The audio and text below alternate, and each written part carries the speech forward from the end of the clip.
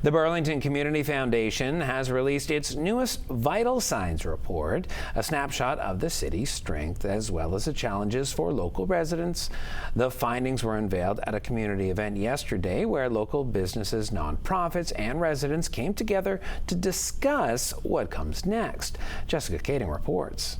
The Burlington Community Foundation's Vital Signs report is more than just numbers. It's a community's call to action.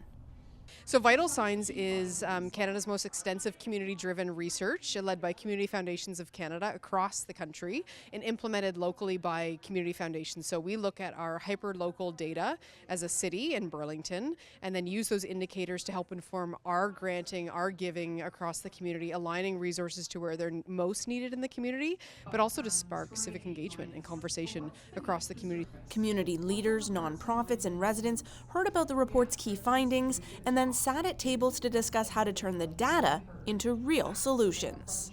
Some of the key findings, which were not different than other cities, but some of the big issues that we have seen out of the Vital Signs report are affordable housing and cost of living are the two big areas that stood out. While we heard loud and clear what residents love about the city, they're also know what's really important and top of mind for people. So regardless of the income bracket that individuals may be living in the community, everyone is impacted by affordable housing and cost of living.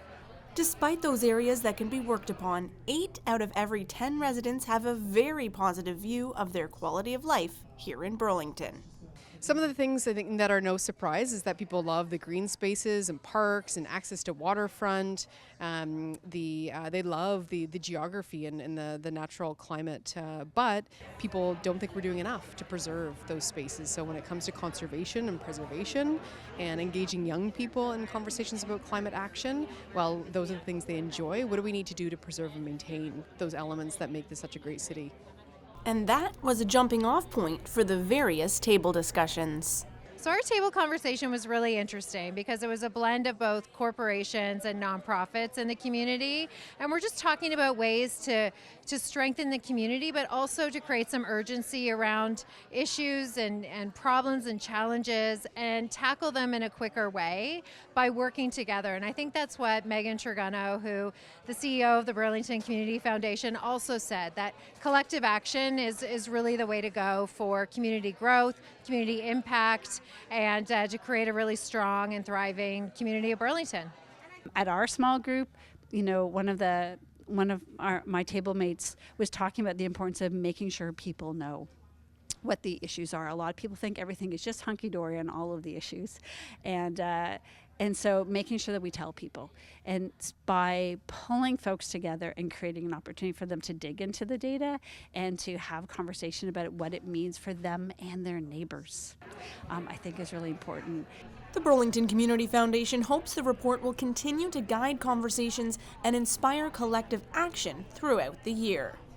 Our hope is that certainly individuals will start to think about where they're giving and the type of impact that they're having, and might consider other areas in the community that they would support, they wouldn't typically support.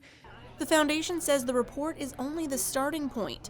It's the community that has the power to turn these conversations into lasting change. For Halton News, I'm Jessica Kaitting.